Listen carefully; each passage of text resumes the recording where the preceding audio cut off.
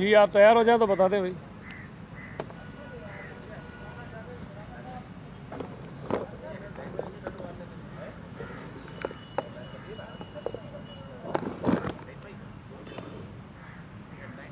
صرف 2 منٹ بات کروں؟ اچھا 2 منٹ کے بعد بات کروں.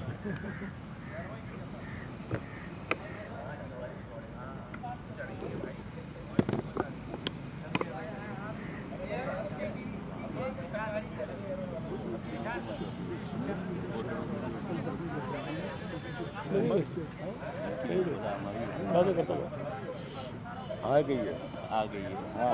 کیا حال ہے بھائی؟ اندر بیٹھ. جی بسم اللہ الرحمن الرحیم.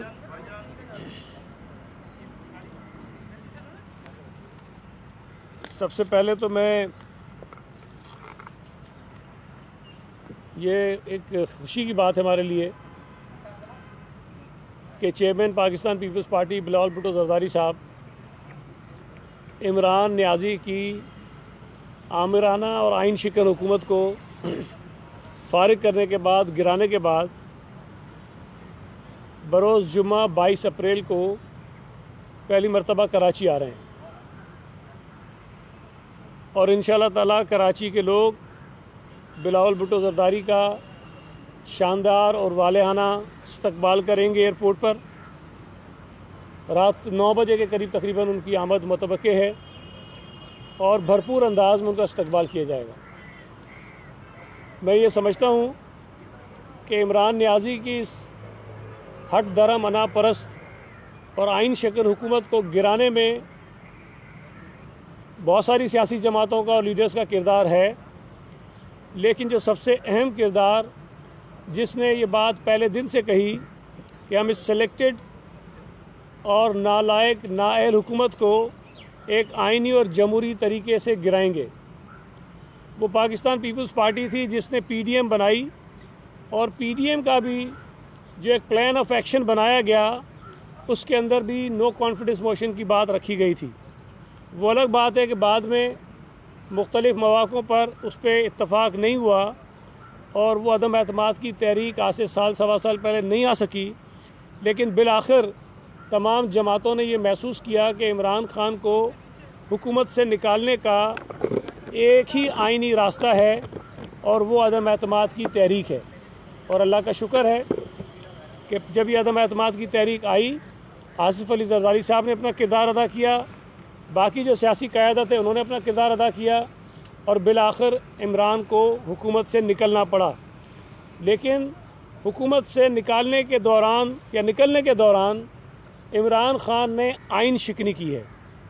اسپیکر قومی اسمبلی نے ڈپٹی اسپیکر قومی اسمبلی نے صدر پاکستان نے آئین کو توڑا ہے اور اس آئین کو توڑنے کی وجہ سے کسی بھی جمہوری اور ایک آئینی ملک میں جہاں یہ تمام مراحل بڑے خوش اسلوبی سے طے پاتے ہیں اور ایک حکومت آتی ہے دوسری چلی جاتی ہے اور نئی حکومت ٹیک اوور کر لیتی ہے، اس کے راستے میں انہوں نے رکاوٹیں کھڑی کرنے کی کوشش کی. اور نہ صرف قومی اسمبلی میں بلکہ کل آپ نے دیکھا کہ پنجاب اسمبلی میں بھی وہی پوری کہانی دہرائی گئی، بلکہ اس سے زیادہ سنگین صورتحال پیدا کی گئی. وہاں جو کچھ نامعلوم افراد تھے جن کا اسمبلی سے کوئی تعلق نہیں تھا ان کو اسمبلی کے ہال میں بھیجا گیا، ان کے ذریعے تشدد کروایا گیا اور وہ سارے واقعات آپ نے خود ٹی وی پر دکھائے. میں یہ سمجھتا ہوں کہ پاکستان کی سیاسی جماعتوں کی اس تاریخی کامیابی میں اور خاص طور پر بلاول بھٹو زرداری صاحب کی جو منصوبہ بندی تھی اس کی کامیابی کے نتیجے میں ایک نااہل نالائق سلیکٹڈ حکومت سے اس ملک کے لوگوں کی جان چھوٹی ہے. ہم اپنے قائد چیئرمین بلاول بھٹو زرداری کا 22 اپریل کو ایک والہانہ استقبال کریں گے کراچی ایئرپورٹ پر ٹرمینل نمبر 1 پر رات 9 بجے اور انشاءاللہ تعالیٰ آپ سب وہ موجود ہوں گے. آپ دیکھیں گے کہ کس بھرپور انداز میں ان کا استقبال کیا جاتا ہے. کل عمران نیازی نے کراچی میں بھی ایک جلسہ کیا اور یہ بات وہ کہتے بھی ہیں، بار بار مانتے ہیں کہ جی کراچی نے سب سے زیادہ مینڈیٹ ان کو دیا. کتنا دیا تھا وہ آپ کو پتہ ہے، لیکن بہرحال یہاں سے 14 قومی اسمبلی کی سیٹیں اور تقریباً 21-22 ان کی صوبائی اسمبلی کی سیٹس جو ہیں وہ کراچی سے تھیں.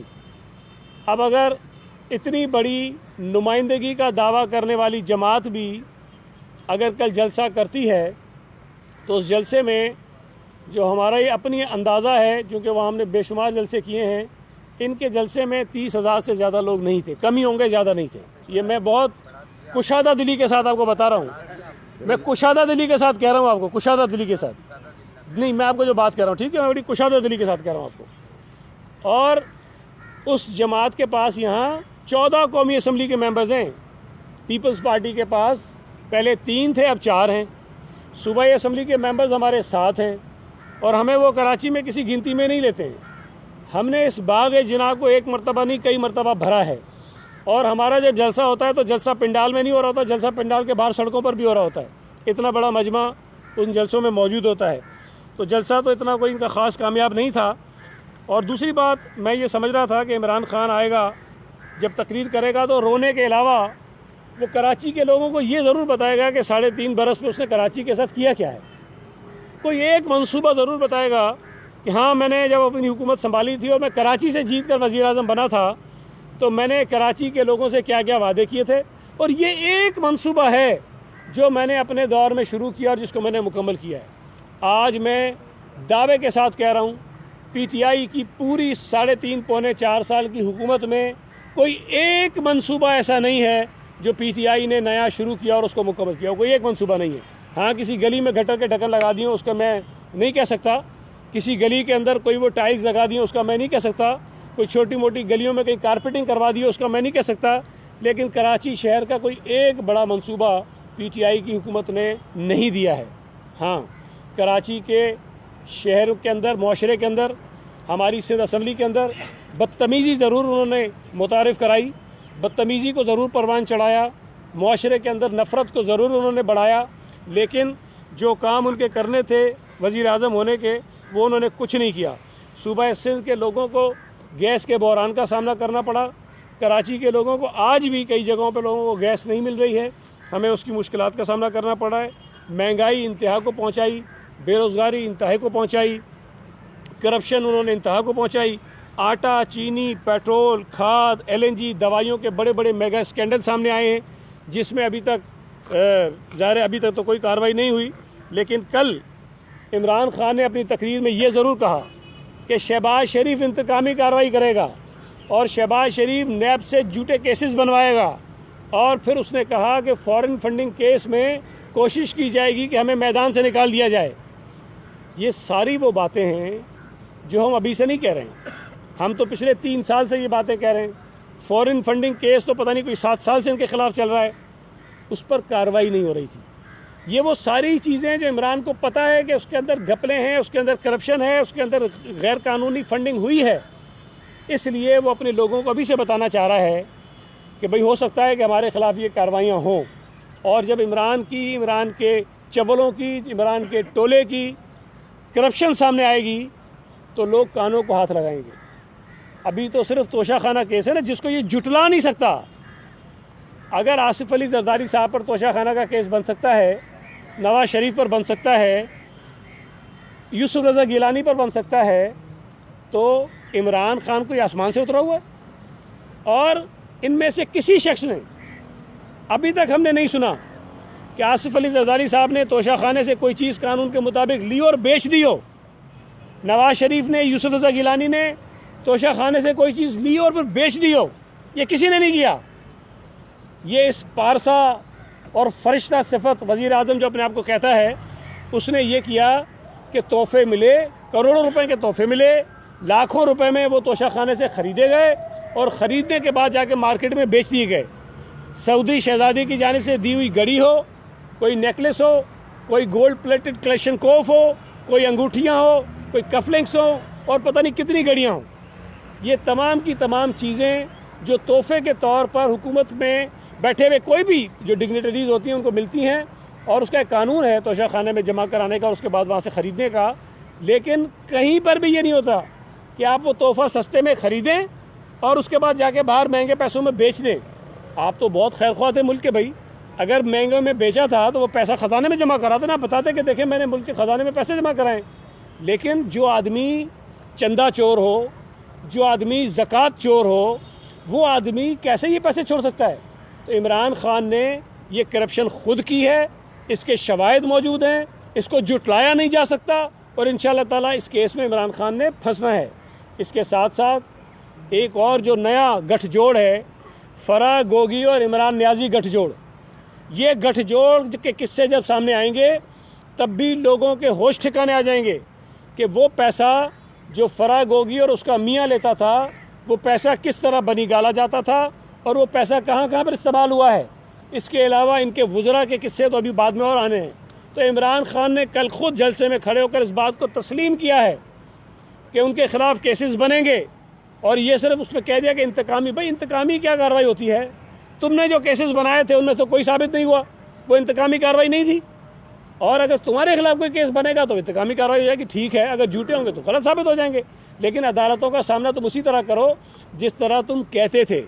عمران خان خود یہ کہتا تھا کہ اسرائیل کے وزیر اعظم کو کوئی تحفہ ملا اور اسرائیل کی پولیس اس سے تحقیقات کر رہی ہے۔ اگر اسرائیل کے وزیر اعظم کو تحفہ ملے اور اسرائیل کی پولیس اس سے تحقیقات کرے تو تم فخر سے بتاتے ہو، اور پاکستان کے وزیر اعظم کو تحفہ ملے اور وہ تحفہ بیچ دے اور وہ پیسے ہڑپ کر جائے اور وہ اپنے ٹیکس ریٹرنز میں بھی ظاہر نہ کرے، اور آپ کہتے ہو مجھ سے کوئی نہ پوچھے، اور اگر کوئی مجھ سے پوچھے گا تو انتقامی کارروائی ہے۔ عمران خان کی پارٹی پاکستان کی واحد جماعت ہے جس کو یہودیوں نے فنڈ کیا ہے، جس کو بھارتیوں نے فنڈ کیا ہے، یہ ریکارڈ پر چیزیں ہیں، اور اب وہ لوگوں کو بتا رہا ہے کہ فورن فنڈنگ کیس میں ہماری پارٹی کے شاید آؤٹ کر دیا جائے گا۔ پاکستان کے قانون کے مطابق کوئی جماعت بیرونی فنڈنگ نہیں لے سکتی، اور تم نے بیرونی فنڈنگ نہیں لی ہے، تم نے یہودیوں کی فنڈنگ لی ہے، تم نے بھارتیوں کی فنڈنگ لی ہے، اور تم نے اس پیسے پر اپنی پارٹی کو چلایا ہے، اس پیسے پر تم نے الیکشن لڑے ہیں، اس پیسے پر تم نے الیکشن جیتے ہیں۔ اور اس کے ساتھ ساتھ ایک عارف نقوی صاحب ہیں جو پکڑے گئے آج سے 3 سال پہلے، لندن میں تھے، اب وہ واپس امریکہ جا رہے ہیں، اور انہوں نے بہت سارے دنیا کے امیر ترین لوگوں سے اربوں ڈالرز وہ پیسے لیے تھے، مختلف وعدے کر کے، باتیں کر کے۔ وہ پیسہ پی ٹی آئی کے اوپر لگا ہے، وہ پیسہ عمران خان کے اوپر لگا ہے۔ جب امریکہ میں اس بات کی تحقیقات ہوگی تو یقینی طور پر عمران خان کی بھی تحقیقات ہوں گی، اور یہ جو اینٹی امریکن سلوگن اس نے شروع کیا ہے ابھی سے، اس کا مقصد یہ ہے کہ جب امریکہ اس کو بلا کے پوچھ گچھ کرے تو کہے گا دیکھو جی مجھے حکومت سے بھی نکال دیا اور مجھ سے اب سوال جواب بھی کر رہے ہیں۔ تم نے غیر قانونی طور پر لوگوں سے پیسے لیے ہیں بھائی، تم نے پاکستان کے قانون کے مطابق جرم کیا ہے، تم نے امریکی قانون کے مطابق جرم کیا ہے، لہٰذا اس کی سزا جو ہے وہ تمہیں ضرور ملنی چاہیے۔ یہ بڑی عجیب بات ہے کہ جن جماعتوں کو اس ملک کے لوگوں نے 18 کے الیکشن میں جو متنازع تھا، 18 کا متنازع الیکشن جو ہے، اس میں وہ جماعتیں جو آج حکومت میں ہیں ان کو 70% ووٹ پڑا ہے، 70% ووٹ ان کو پڑا ہے، اور پی ٹی آئی کو 28% ووٹ پڑا ہے۔ 28% ووٹ لینے والی جماعت 70% ووٹ لینے والی جماعتوں کو غداری کے سرٹیفکیٹ بانٹتا پھر رہا ہے۔ 70%۔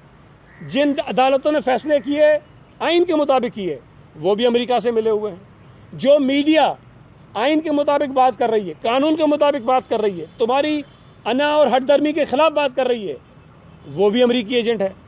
اگر پاک فوج کا ڈی جی ISPR آ کے کھڑے ہو کے کہتا ہے کہ بھائی تم نے جو کہا ہے وہ غلط ہے، کہیں پر بھی جو نیشنل سیکیورٹی کمیٹی کی میٹنگ ہوئی اس میں امریکی سازش کا تذکرہ نہیں ہے، کہیں پر یہ بات سامنے نہیں آئی کہ یہ جو ووٹ آف نو کانفیڈنس آیا ہے اس کے پیچھے کسی بیرونی طاقت کا ہاتھ ہے، تم نے کہہ دیا وہ بھی غلط کہہ رہے ہیں۔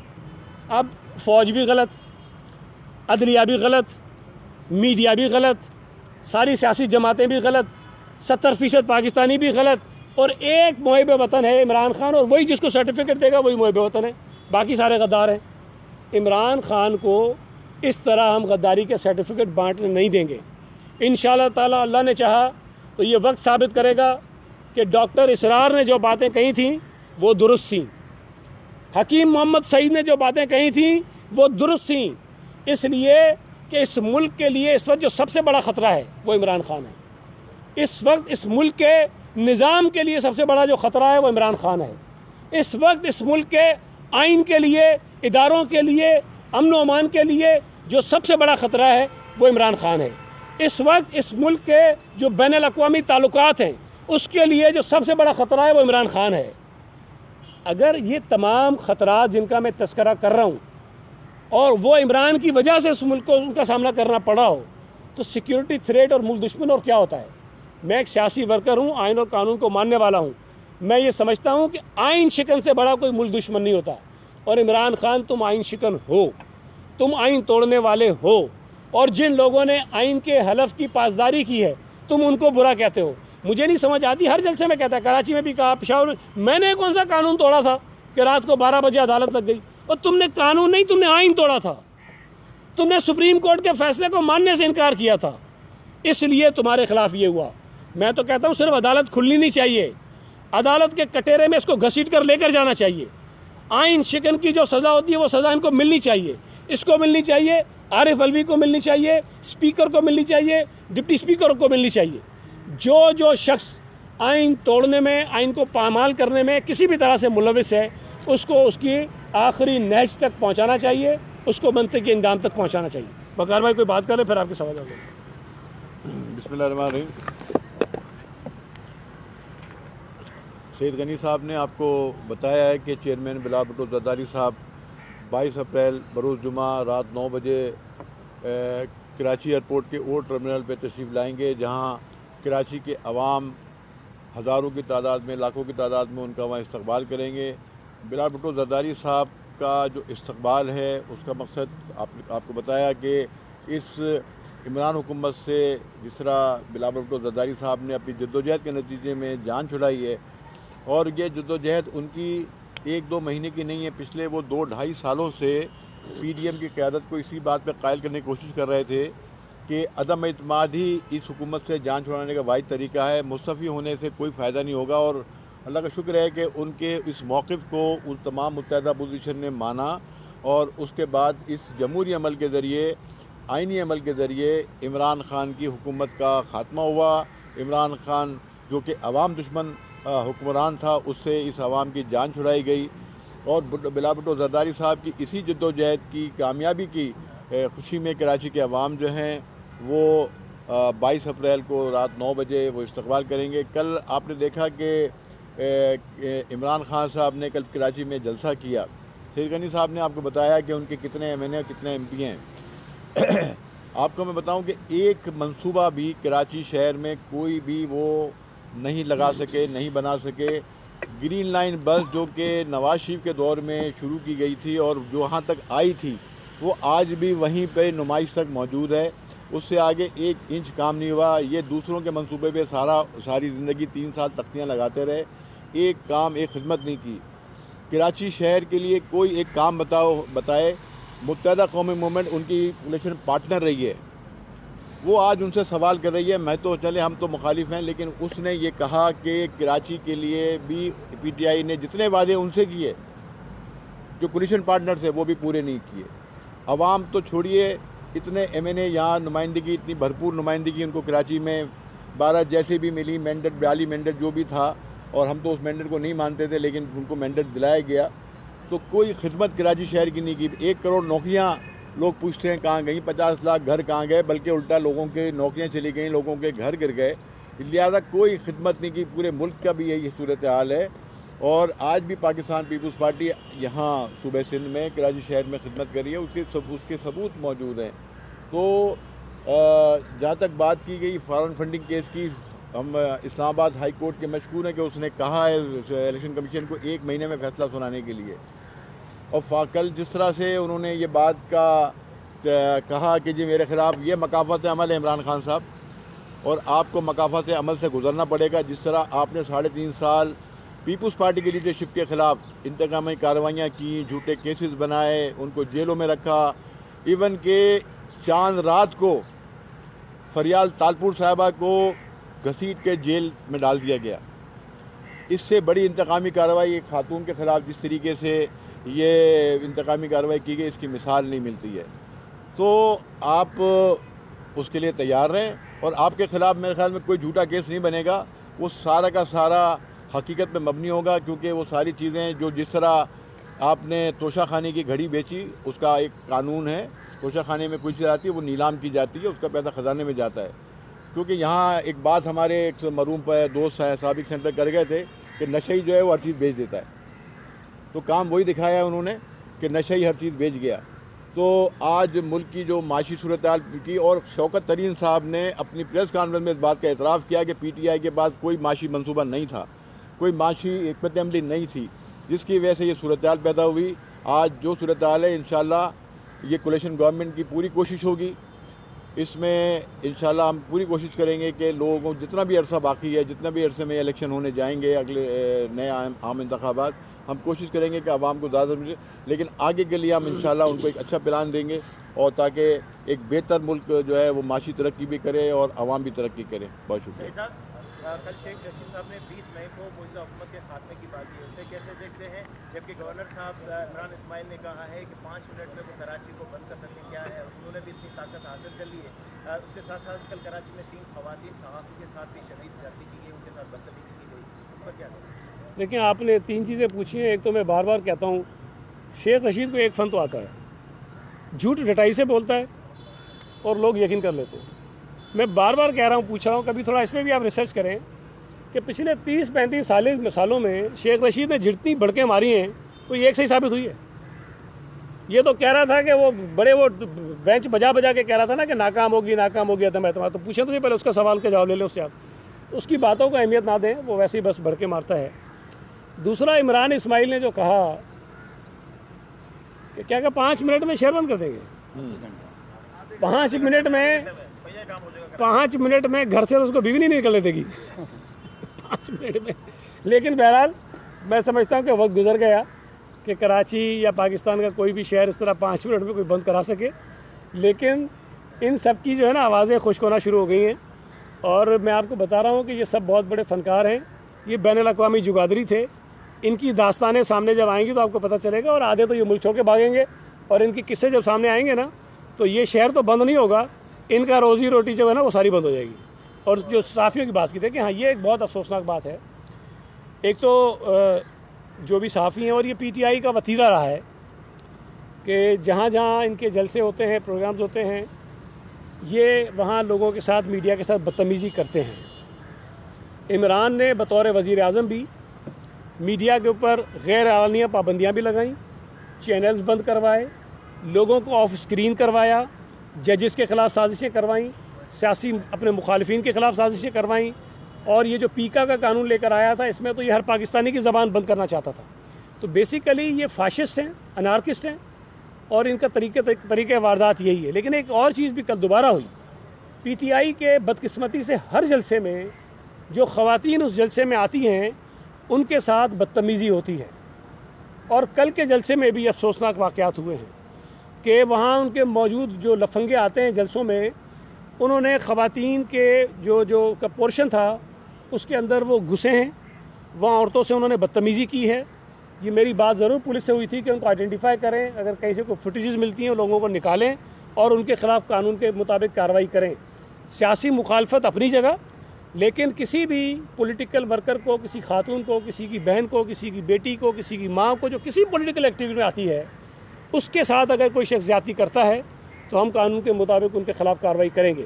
جو صحافیوں کے ساتھ ہوا ہے، جو خاص طور پہ خواتین جرنلسٹ ہیں ان کے ساتھ ہوا ہے، ہم اس کی پرزور مذمت کرتے ہیں. اور اگر وہ بھی کوئی کمپلین لانچ کریں گی تو قانون کے مطابق ہم اس پہ بھی کارروائی کریں گے.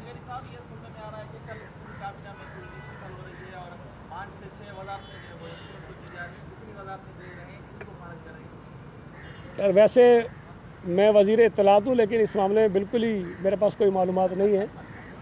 لیکن ری شفلنگ جو ہے وہ ہوتی رہتی ہے.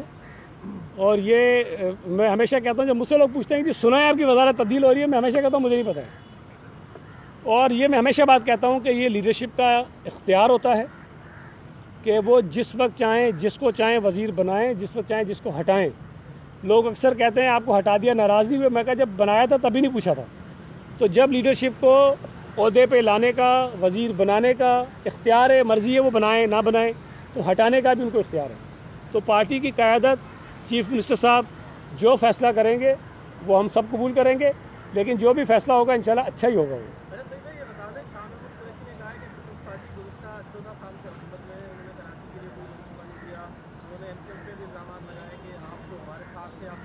करते थे कि पीपल्स पार्टी कुछ नहीं कर रही, अब आप पीपल्स पार्टी के साथ हैं, तो पाकिस्तान पीपल्स पार्टी ने कराची के लिए 14 सालों में क्या किया है?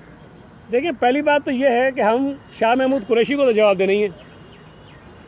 शाह महमूद कुरैशी लोगों को जवाब दें, कराची के लोगों को। जो सवाल मैंने उठाया कि तुमने क्या किया है 3.5-4 साल में, जो तुमने वादे किए थे ना, वज़ीर आज़म तुम्हारा यहाँ से इलेक्शन जीता, सदर पाकिस्तान तुम्हारा यहाँ से इलेक्शन जीता, गवर्नर सिंध तुम्हारा यहाँ से इलेक्शन जीता, तुम्हारे पता नहीं कितने फेडरल मिनिस्टर यहाँ से इलेक्शन जीते, तुम्हारे कितने सेनेटर तुमने यहाँ से बनाए, तुमने कराची के लिए क्या किया है? हम बिल्कुल कराची के लोगों को जवाबदेह हैं और कराची के लोग वो फैसला करते हैं वोट के ज़रिए। और अल्लाह का शुक्र है कि 2002 से लेके जो इलेक्शंस हुए हैं, 8 हुआ, 13 हुआ, 18 हुआ, अब ज़िमनी इलेक्शंस हुए हैं, पीपल्स पार्टी की मकबूलियत कराची में बढ़ रही है, पीपल्स पार्टी का वोट बैंक बढ़ रहा है, पीपल्स पार्टी की लोगों की जो नशिस्तें हमारी हैं वो बढ़ रही हैं। तो आज अगर मैं आपसे ये कह रहा हूँ कि जी कैंटोनमेंट बोर्ड का इलेक्शन, यहाँ जब हम बैठे हैं, ये पीटीआई का गढ़ था ना, आज यहाँ पीपल्स पार्टी की अक्सरियत है। मलिर कैंटोनमेंट में पीपल्स पार्टी बैठी हुई है, इसी तरह मनोड़ा कैंटोनमेंट में पीपल्स पार्टी बैठी हुई है। और पीपल्स पार्टी वो वाहिद जमात है कराची की, वाहिद, जिसने कराची के 6 कैंटोनमेंट बोर्ड्स में नशिस्तें जीती हैं, किसी ने नहीं जीती। पीपल्स पार्टी वाहिद जमात है। पीपल्स पार्टी वाहिद जमात है जो कराची में कैंटोनमेंट बोर्ड के इंतखाबात में नंबर 1 है, पहले नंबर पर पीपल्स पार्टी है वोटों के हिसाब से। और तो पीपल्स पार्टी को अगर लोग वोट दे रहे हैं तो मुझे शाह महमूद का सर्टिफिकेट नहीं चाहिए, वो लिख दे पीपल्स पार्टी कराची में 0 है, लिख दे, इमरान भी लिख दे, हमें कोई ज़रूरत नहीं है। हम लोगों को जवाब दें, लोगों को पता है हम क्या काम कर रहे हैं। और इंशाल्लाह ताला आप देखेंगे कि अगर तो ज़िमनी इलेक्शन होता है 12 सीटों पर कराची में, तो पीपल्स पार्टी अक्सर सीटें उसमें से जीतेगी। और अगर जनरल इलेक्शन हुआ, जब भी हुआ, तो इंशाल्लाह ताला वो भी हम जीतेंगे। और जो बल्दियाती इलेक्शन होगा इंशाल्लाह ताला वो भी हम जीतेंगे। ये बताइएगा कि शहजाद अकबर जो है वो मुल्क से जा चुके हैं, एक और मामले खसूसी जो एपोर्टेड थे वो भी जा चुके हैं, जबकि शहजाद अकबर साहब जो लेब केसेस जो बन रहे थे, इनमें सारे फहरिस्त थे वो केसेस बनवाने में, तो क्या इनको जो है आसान रास्ता दिया जा रहा है मुल्क से जाने का? कोई सीट कोई आप लोगों की जो नई मुल्क को हुकूमत आई है, कोई एडजस्टमेंट की है कि उनको रास्ता दिया जा रहा है जाने का? देखिए, शामिल किया गया था। पहली बात तो ये नहीं, मेरा ख्याल है वो इस्लामाबाद हाई कोर्ट ने उसको जो स्टॉप लिस्ट होती है उसमें से निकाल दिया था फ़िलहाल। लेकिन एक तो देखें, हमारा वाज़ेह मौक़िफ़ है पीपल्स पार्टी का, इंतकामी कार्रवाई किसी के ख़िलाफ़ नहीं होनी चाहिए। अगर किसी शख्स ने किसी ओहदे पर रह कर कानून के मुताबिक काम किया है तो कोई इंतकामी कार्रवाई नहीं है। अगर किसी ने कानून का बेजा इस्तेमाल किया है, नाजायज़ इस्तेमाल किया है, इंतकामी कार्रवाइयाँ की हैं, तो उसके ख़िलाफ़ भी इंतकामी कार्रवाई नहीं होनी चाहिए, उसके ख़िलाफ़ भी कानून के मुताबिक काम होना चाहिए। जब तक किसी का नाम ECL में नहीं है तो किसी को बाहर जाने से हम रोक नहीं सकते हैं। हाँ, अखलाकी तौर पर PTI जो है वो अपने आप को बड़े किसी बुलंद पैमाने पर रखती है, तो फिर उनको ये करना चाहिए कि भाई उनके जितने लोग थे, चाहे वो ड्यूल नेशनल थे, चाहे वो अमेरिकन नेशनल्स थे, जो पूरे कौम को लगाया हुआ है कि अमेरिका का जो यार है वो गद्दार है, ये नारे लगवा रहे हैं लोगों से, अपने मुंह से ना शाह महमूद कुरैशी कहता है, ना शहबाज गिल कहता है, ना किसी कोई और आदमी का कहता है जिसके पास अमरीकी शहरियत है या ग्रीन कार्ड है। खुद नारा नहीं लगाते, लोगों को में चूरन बेच रहे हैं। तो पहले तो खुद ये वजाहत करें कि वो अमेरिका के ख़िलाफ़ है या नहीं है। कल तो उसने कह दिया ना मैं भारत के ख़िलाफ़ हूँ, भारत के ख़िलाफ़ तो पहले भी नहीं था वो, खैर कहता ना मैं यूरोप के ख़िलाफ़ हूँ, ना मैं अमेरिका के ख़िलाफ़ हूँ। भारत का तो ये बिल्कुल वकील है, ये कलभूषण का वकील है, ये अभिनंदन का वकील है, ये मोदी का चीफ पोलिंग एजेंट है। और ये सवाल तो ज़रूर बनता है कि जब मोदी का इलेक्शन हो रहा था तो इमरान खान ने कहा कि अगर मोदी इलेक्शन जीत जाएगा तो कश्मीर का मसला हल होगा। ये भारत के अंदरूनी मामलात में मदाखलत थी या भारतीय अपोजिशन जो उस वक्त थी, कांग्रेस थी या और जमाती, उनके खिलाफ साजिश थी? क्या उस वक्त राहुल गांधी को या और लोगों को ये नहीं कहना चाहिए था इमरान खान का स्टेटमेंट लेकर कि पाकिस्तान जो है वो इंडिया के अंदर रजीम चेंज की साजिश कर रहा है? इसलिए कि वज़ीर आज़म पाकिस्तान ने कहा था कि मोदी अगर जीतेगा तो कश्मीर का मसला हल हो जाएगा।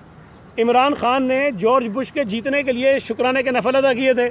क्या उस वक्त जो उनका मुखालिफ था उसको ये नहीं कहना चाहिए था कि पाकिस्तान जो है या इमरान खान जो है वो अमेरिका के ख़िलाफ़ रजीम चेंज की साजिश कर रहा है?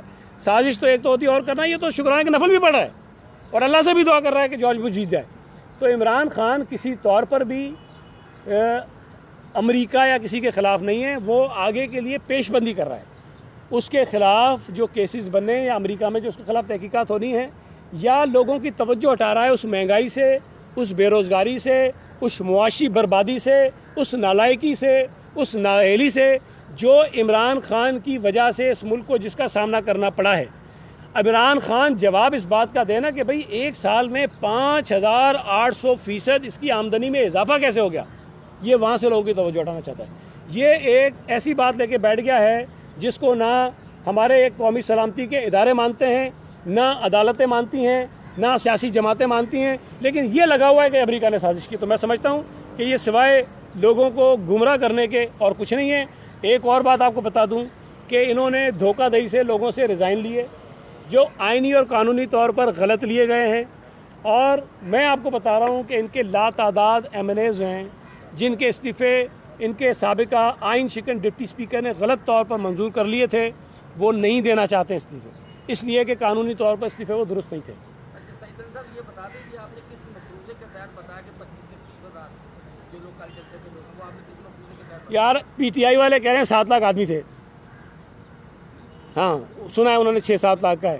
اور سنا ہے وہ جو شیدہ ٹلی ہے اس نے تو کہا کہ یہ محترمہ فاطمہ جناح کے جلسے سے بھی بڑا تھا. تو اب میں محترمہ فاطمہ جناح کے جلسے کی بھی تو کوئی رکھوں گا نا بھائی مقام کہ یہ بہت میں سمجھتا ہوں کہ چلیں ٹھیک ہے کوئی بات نہیں. اگر 25 بھی تھے تو ٹھیک ہے، میں مان لیتا ہوں. 30 بھی تھے تو ٹھیک ہے بھائی. آپ اس پہ تو اتفاق کرو 6 لاکھ سے تو نیچے اترو کم از کم یار. اور دوسری آج اگر کوئی سوال نہیں ہے تو میں ہماری مسیح برادری کو ایسٹر کی مبارکباد دینا چاہتا ہوں. پاکستان پیپلز پارٹی کی جانب سے، بلال بھٹو زرداری صاحب کی جانب سے، پاکستان پیپلز پارٹی کے تمام کارکنوں کی جانب سے بہت بہت شکریہ.